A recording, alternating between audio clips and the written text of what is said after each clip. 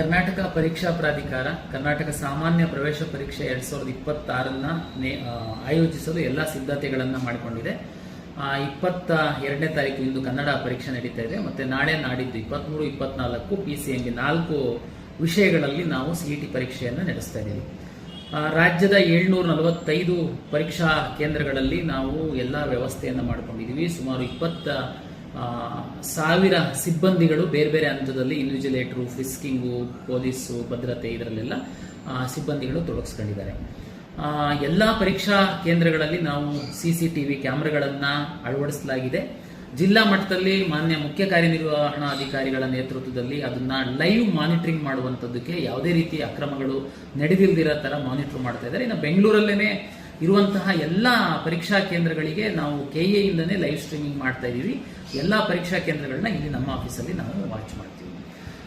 ಜೊತೆಗೆ ಪರೀಕ್ಷೆಗೆ ಈಗಾಗಲೇ ಹಾಲ್ ಟಿಕೆಟ್ ಅನ್ನ ಎಲ್ಲರಿಗೆ ವಿತರಿಸಲಾಗಿದೆ. ವಿದ್ಯಾರ್ಥಿಗಳಿಗೆ ವಿನಂತಿಯನ್ನ ಮಾಡಿಕೊಂಡಿದ್ದೀವಿ, ತಾವು ಪರೀಕ್ಷಾ ಕೇಂದ್ರಕ್ಕೆ ಸ್ವಲ್ಪ ಬೇಗ ಬನ್ನಿ, ಅಂದ್ರೆ ಯಾವುದು ಗೊಂದಲ ಇಲ್ಲದೇನೆ ನೀವು ಪರೀಕ್ಷೆ ಬರೀಲಿಕ್ಕಾಗುತ್ತೆ ಅಂತೇಳಿ.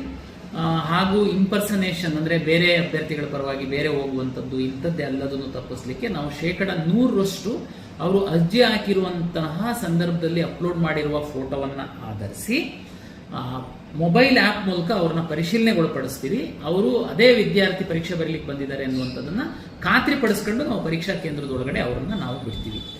ಇದು ಮುಂದೆ ನಾವು ಕೌನ್ಸಿಲಿಂಗ್ ಮಾಡಿ ಅವ್ರ ಕಾಲೇಜ್ ಅಡ್ಮಿಷನ್ ಆಗುವಾಗ ಸಹ ಪರೀಕ್ಷೆ ಬರೆದಿರೋ ವಿದ್ಯಾರ್ಥಿಯೇ ಅಡ್ಮಿಷನ್ ಆಗ್ತದೆ ಅನ್ನುವಂಥದ್ದನ್ನು ಸಹ ನಾವು ಭವಿಷ್ಯದಲ್ಲಿ ಖಾತ್ರಿಪಡಿಸ್ಕೊಳ್ಳುವಂಥದ್ದಕ್ಕೆ ಈ ತಂತ್ರಜ್ಞಾನದ ಸಹಾಯವನ್ನು ಪಡೆದಿದ್ದೀವಿ. ನಾವು ರಾಜ್ಯದಲ್ಲಿ ಕೆಲವು ಸೂಕ್ಷ್ಮ ಪರೀಕ್ಷಾ ಕೇಂದ್ರಗಳಂತೇಳಿ ಗುರುತಿಸಿ ಅಲ್ಲಿ ಜಾಮರ್ಗಳನ್ನು ಸಹ ನಾವು ಅಳವಡಿಸಿದ್ದೀವಿ.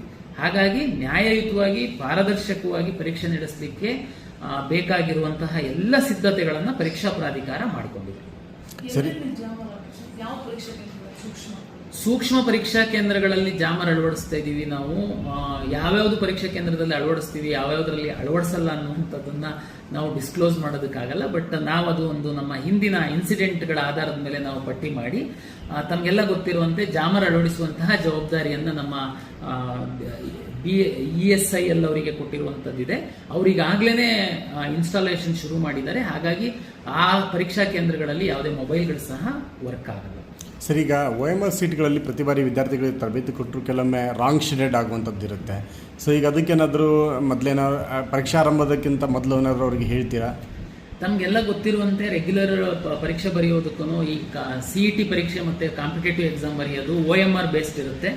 ತಾವು ಶೇಡ್ ಮಾಡುವಂಥದ್ದು ಬಹಳ ಇಂಪಾರ್ಟೆಂಟ್ ಇರುತ್ತೆ.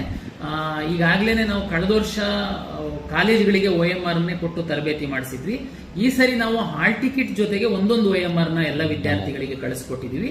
ನನ್ನ ವಿದ್ಯಾರ್ಥಿಗಳಲ್ಲಿ ವಿನಂತಿ ಮಾಡುವಂಥದ್ದು, ತಾವು ಅದನ್ನ ಪ್ರಾಕ್ಟೀಸ್ ಮಾಡಿ ತಾವು ಪರೀಕ್ಷಾ ಕೇಂದ್ರಕ್ಕೆ ಬನ್ನಿ ಅಂತನ್ನುವಂಥದ್ದು. ಯಾಕೆಂದ್ರೆ ಮೊದಲ ದಿವಸ ನಾವು ಕಳೆದ ವರ್ಷಗಳಲ್ಲಿ ನೋಡಿದ್ರೆ ಮೊದಲ ದಿನದ ಪರೀಕ್ಷೆಯಲ್ಲಿ 10% ವಿದ್ಯಾರ್ಥಿಗಳು OMR ಬಬಲ್ ಮಾಡುವಂತ ಶೇಡ್ ಮಾಡುವಂತ ಸಂದರ್ಭದಲ್ಲಿ ರಿಜಿಸ್ಟರ್ ನಂಬರು, ವರ್ಷನ್ ಕೋಡ್ ಎಲ್ಲ ತಪ್ಪು ಮಾಡಿರ್ತಾರೆ. ಅದರಿಂದ ನಾವು ರಿಸಲ್ಟ್ ಅನ್ನು ಜನರೇಟ್ ಮಾಡುವಂಥದ್ದು ಕಷ್ಟ ಆಗುತ್ತೆ. ಹಾಗಾಗಿ ವಿದ್ಯಾರ್ಥಿಗಳು ಪ್ರಾಕ್ಟೀಸ್ ಮಾಡಿ ಬರಬೇಕು ಅನ್ನುವಂಥದ್ದೊಂದು. ಎರಡನೇದು, ತಾವು ಕ್ವಶನ್ ಪೇಪರ್ನ ಕೊಟ್ಟು ತಾವು ಅಧಿಕೃತ ಪರೀಕ್ಷೆ ಬರೆಯೋದಕ್ಕೆ ಶುರು ಮಾಡೋದಕ್ಕಿಂತ ಪೂರ್ವದಲ್ಲಿ ನಾವು OMR ಕೊಡೋದ್ರಿಂದ ತಾವು ಸಮಾಧಾನವಾಗಿ CET ರಿಜಿಸ್ಟರ್ ನಂಬರು, ತಮ್ಮ ನೇಮು ಮತ್ತೆ ಪ್ರಶ್ನೆ ಪತ್ರಿಕೆಯ ವರ್ಷನ್ ಕೋಡನ್ನ ತಾವು ಸರಿಯಾಗಿ ಬರೀಬೇಕು ಅಂತನ್ನುವಂಥದ್ದು ನನ್ನ ವಿನಂತಿ.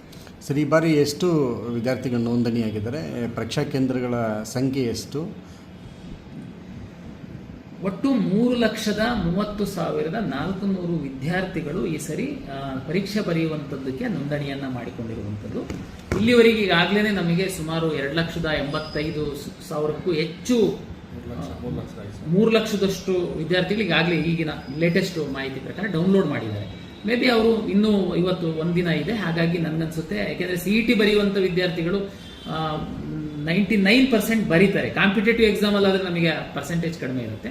ಮತ್ತೆ ಕೆಲವು ಲಾಸ್ಟ್ ಇಯರ್ ನನ್ನ ಅನುಭವದಲ್ಲಿ ಇರೋದಾದ್ರೆ ಕೆಲವು ವಿದ್ಯಾರ್ಥಿಗಳು 1-2 ಸಬ್ಜೆಕ್ಟ್ ಫೇಲ್ ಆದಂತವರು ನಂದು CET ಬರೆಯೋದು ಏನು ಪ್ರಯೋಜನ ಇಲ್ಲ ಅಂತೇಳಿ ಹಂಗೆ ಮಾಡಬಾರ್ದು. ಯಾಕೆಂದ್ರೆ PUC 2ನೇ ಪರೀಕ್ಷೆ ಬರೆದು ತಾವು ಪಾಸ್ ಆಗ್ತೀರಾ, ಆ ರಿಸಲ್ಟ್ ಸಹ ನಾವು ನಮ್ಮ ಫಲಿತಾಂಶಕ್ಕೆ ಪರಿಗಣಿಸೋದ್ರಿಂದ ಯಾರಾದ್ರೂ ಒಂದೆರಡು ಸಬ್ಜೆಕ್ಟ್ ಅಲ್ಲಿ ಫೇಲ್ ಆಗಿದ್ದು ಎರಡನೇ ಪರೀಕ್ಷೆ ಬರೀತಿದ್ದವ್ರು ಸಹ ನಮ್ಮ CET ಪರೀಕ್ಷೆಯನ್ನ ಬರೀರಿ, ನಂತರ ತಾವು ಎರಡನೇ ಪರೀಕ್ಷೆಯನ್ನು ಬರೆದು ಪಾಸ್ ಆದ್ರೆ ಸಹ ಆ ರಿಸಲ್ಟ್ ಅನ್ನು ತಗೊಂಡು ನಾವು ರಿಸಲ್ಟ್ ಅನ್ನು ಗರಿಷ್ಠ ಅಂಕವನ್ನು ಕ್ಯಾಲ್ಕುಲೇಟ್ ಮಾಡಿ ಖಂಡಿತ ನಾವೀಗ ಬೆಸ್ಟ್ ಆಫ್ 2ನೇ ಕ್ಯಾಲ್ಕುಲೇಟ್ ಮಾಡಿ ನಾವು CET ರ್ಯಾಂಕ್ ಕೊಡುವಂಥದ್ದು.